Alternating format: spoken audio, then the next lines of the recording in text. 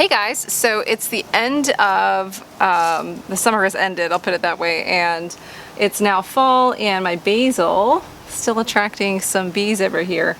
I let it go to seed. That means it flowered, and then the flowers are what produce seed for next year. So I'm going to show you how to harvest some of this so that you can have a never-ending supply of basil without ever having to buy seed again. Let's get started.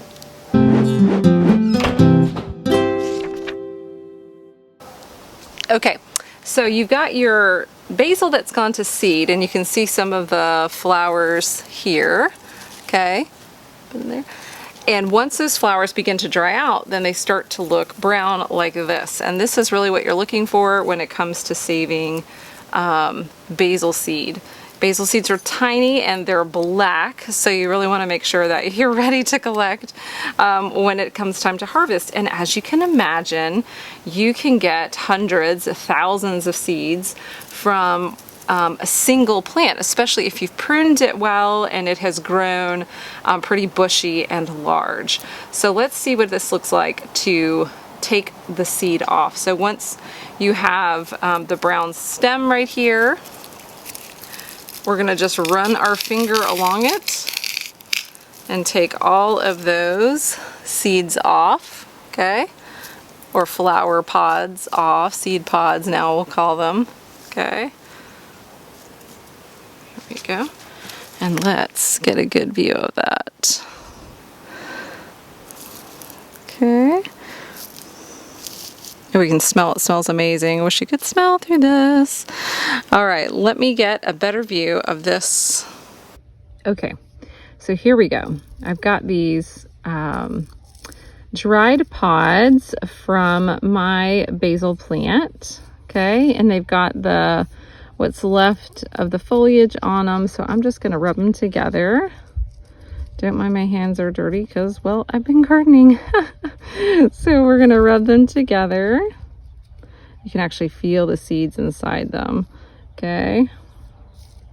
And you can see the seeds. It's kind of like the wheat and the chaff. The seeds are gonna be heavier and they're gonna fall to the bottom of your palm. If you happen to have like a white paper towel underneath you, you can rub with 2 hands, and that makes it a little bit easier. I'm trying to film and do this at the same time, and kind of use your nail to kind of get in there, but you'll see the black dots there. Those are basil seeds, okay? And just remember, every single seed is a potential plant. So you think about all the plants that you could grow next year just from a few seeds. But this is also why if you let your basil plant just die on its own at the end of the fall, chances are you'll have a basil plant there the next year. So because these seeds, one, are tiny, they're pretty easy to germinate. It's not like some other seeds that will require, you know, a certain amount of frost, or they really have to be kind of filed or worn down or to sprout. That's not the case for basil, so it will really go the distance. Here we go. So this is really just 1/2 of a stem of these dried out flowers from a basil plant. You get, oh my gosh, maybe 50 to 60 seeds once I finish going through this whole thing. So one basil plant itself can produce thousands, and so that's just really kind of fascinating. But it's also informative because you may never have to buy yourself a basil plant or basil seed again unless you want to try growing a different type of basil. So that's how we can get basil seed from a basil plant. There we go. Now, how are you going to store these seeds? Let's talk about that in just a second. Okay, so you've harvested your seed. Can actually probably let the wind blow away some of the dried foliage. just like a seed pack comes in like a paper envelope, you could certainly just get you some paper envelopes from the store and label. I used to think, oh, I remember what this is. No, that's not always the case. Basil seed is pretty memorable in its shape and size and things like that, but I don't try to remember things anymore. I've proved myself wrong and grown pumpkins instead of squash several times. So what I recommend is just getting an envelope. I like paper better than like Ziploc or even glass. I mean, I love the look of glass. I love that aesthetic. But paper is breathable, and so if your seed happens to have just a scant bit of moisture still in it, it can kind of evaporate out in that paper. Glass and plastic won't be as forgiving. It'll trap it in. If you're not sure if your seed is completely dry yet, or you just want to be extra sure, then take the basil seed and lay it on a white paper towel or something like this, and give it a day or two just sitting out, and then put it in your envelope label, especially if you grow different varieties of basil and you want to make sure that you know which one you're going to be planting next year.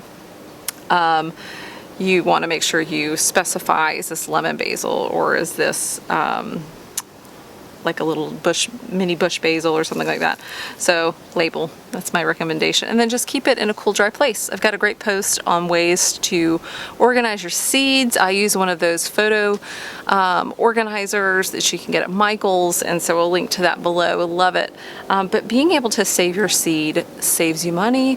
It makes you less dependent on the availability of seed. As we can all remember from 2020 and 2021, all of a sudden seed just wasn't this abundant resource that we could just get at a moment's notice. We were having a hard time finding some seed, which made my family really consider learning the skill of saving seed. And basil has always been pretty easy to save, but we've really kind of had to expand our knowledge base of seed saving. So I hope that you found this helpful. I hope that you won't let your basil just go to waste, that you'll save the seed or some of it. You don't have to save it all, because goodness knows that's a lot of seed. But you could, and you could gift it to folks, or if people want some seed, just trim off one of the dried pieces and give it to them, and they can save their own seed. So, you know, you can, it's kind of like the whole teach a man to fish or give him fish, you know what I mean? So, I hope you'll save your seed. I hope you'll consider how you can use your harvest beyond what we normally think of, like harvesting the leaves, and think about the seed, the stems. There's so many parts of the plants that are edible or usable beyond our initial thoughts, like just the seeds, or excuse me, the leaves. So hope you guys found this helpful, and I'll see you again next week. Bye.